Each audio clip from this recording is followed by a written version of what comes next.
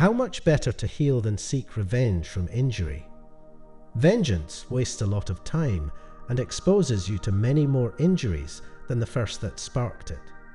Anger always outlasts hurt. Best to take the opposite course. The greatest remedy for anger is delay. How much better to heal than seek revenge from injury? Vengeance wastes a lot of time and exposes you to many more injuries than the first that sparked it. Anger always outlasts hurt. Best to take the opposite course. Would anyone think it normal to return a kick to a mule or a bite to a dog? What is more cruel than anger? What is more affectionate to others than man? Yet what is more savage against them than anger? Mankind is born for mutual assistance, anger for mutual ruin. No plague has cost the human race more dear. You will see slaughterings and poisonings, accusations and counter-accusations, sacking of cities, ruin of whole peoples, the persons of princes sold into slavery by auction, torches applied to roofs, and fires not merely confined within city walls, but making whole tracts of country glow with hostile flame. If you want to determine the nature of anything, entrust it to time. When the sea is stormy, you can see nothing clearly. Some of the wisest of men have in consequence of this called anger a short madness, for it is equally devoid of self-control, regardless of decorum, forgetful of kinship, obstinately engrossed in whatever it begins to do, deaf to reason and advice, excited by trifling causes, awkward at perceiving what is true and just, and very like a falling rock which breaks itself to pieces upon the very thing which it crushes. Anger brings about nothing grand or beautiful. On the other hand, to be constantly irritated seems to me to be the part of a languid and unhappy mind, conscious of its own feebleness. We are more often frightened than hurt, and we suffer more from imagination than from reality. Anger is useful, says our adversary, because it makes men more ready to fight. According to that mode of reasoning, then, drunkenness also is a good thing, for it makes men insolent and daring, and many use their weapons better when the worse for liquor. No man becomes braver through anger, except one who without anger would not have been brave at all. Anger does not therefore come to assist courage, but to take its place. Reason gives each side time to plead. Moreover, she herself demands adjournment, that she may have sufficient scope for the discovery of the truth, whereas anger is in a hurry. Reason wishes to give a just decision. Anger wishes its decision to be thought just. The sword of justice is ill placed in the hands of an angry man. Keep this thought handy when you feel a fit of rage coming on. It isn't manly to be enraged. Rather, gentleness and civility are more human, and therefore manlier. A real man doesn't give way to anger and discontent, and such a person has strength, courage, and endurance, unlike the angry and complaining. The nearer a man comes to a calm mind, the closer he is to strength. Understand at last that you have something in you more powerful and divine than what causes the bodily passions and pulls you like a mere puppet. If someone asks you how to write your name, would you bark out each letter? And if they get angry, would you then return the anger? Wouldn't you rather gently spell out each letter for them? So then, remember in life that your duties are the sum of individual acts. Pay attention to each of these as you do your duty. Just methodically complete your task.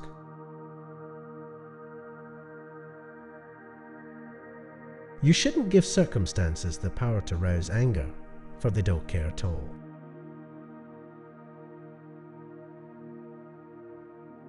Keep a list before your mind of those who burned with anger and resentment about something, of even the most renowned for success, misfortune, evil deeds, or any special distinction. Then ask yourself, how did that work out? Smoke and dust, the stuff of simple myth trying to be legend. How much more harmful are the consequences of anger and grief than the circumstances that arouse them in us?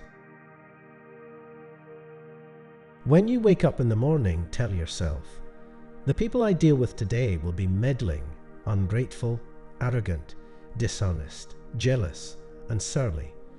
They are like this because they can't tell good from evil. But I have seen the beauty of good and the ugliness of evil, and have recognized that the wrongdoer has a nature related to my own, not of the same blood or birth, but the same mind, and possessing a share of the divine. When you think you've been injured, apply this rule. If the community isn't injured by it, neither am I. And if it is, anger is not the answer. Show the offender where he went wrong. When people injure you, ask yourself what good or harm they thought would come of it. If you understand that, you'll feel sympathy rather than outrage or anger. Your sense of good and evil may be the same as theirs, or near it, in which case you have to excuse them. Or your sense of good and evil may differ from theirs, in which case they're misguided and deserve your compassion. Is that so hard?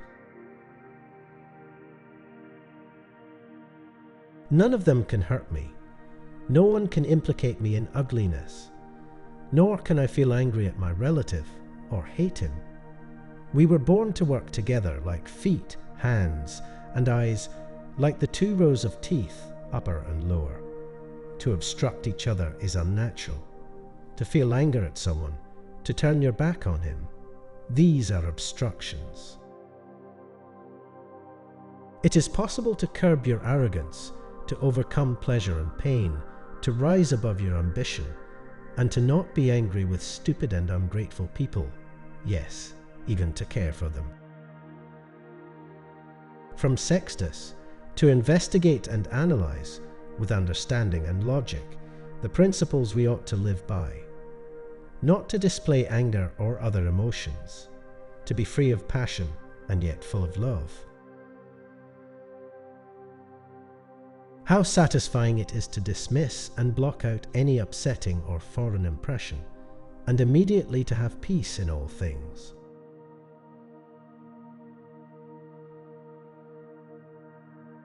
The best way to avenge yourself is to not be like that. As you move forward along the path of reason, people will stand in your way. They will never be able to keep you from doing what's sound. So don't let them knock out your goodwill for them.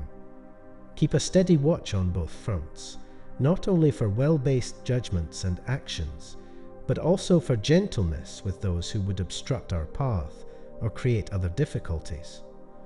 For getting angry is also a weakness, just as much as abandoning the task or surrendering under panic. For doing either is an equal desertion, the one by shrinking back and the other by estrangement from family and friend. It doesn't hurt me unless I interpret its happening as harmful to me. I can choose not to. So other people hurt me. That's their problem. Their character and actions are not mine. Keep in mind that it isn't the one who has it in for you and takes a swipe that harms you, but rather the harm comes from your own belief about the abuse. So when someone arouses your anger, know that it's really your own opinion fueling it. Instead, make it your first response not to be carried away by such impressions, for with time and distance self-mastery is more easily achieved. Another person will not hurt you without your cooperation. You are hurt the moment you believe yourself to be.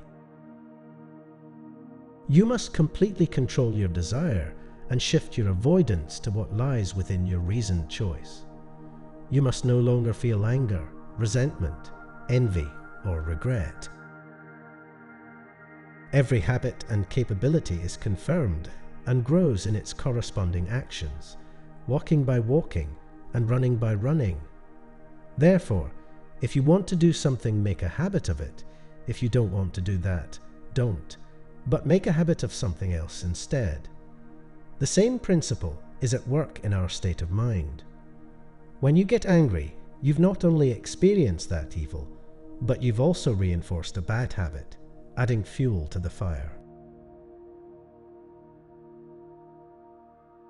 An angry man opens his mouth and shuts his eyes. Anger is not impressive or tough. It's a mistake. It's weakness. Depending on what you're doing, it might even be a trap that someone laid for you. Strength is the ability to maintain a hold of oneself. It's being the person who never gets mad, who cannot be rattled, because they are in control of their passions, rather than controlled by their passions. For those driven to the heights of hate or anger or obsession or perfectionism, Marcus liked to point out that Alexander the Great, one of the most passionate and ambitious men who ever lived, was buried in the same ground as his mule driver. Eventually, all of us will pass away and slowly be forgotten. We should enjoy this brief time we have on earth, not be enslaved to emotions that make us miserable and dissatisfied. The first rule of holes, goes the adage, is that if you find yourself in a hole, stop digging.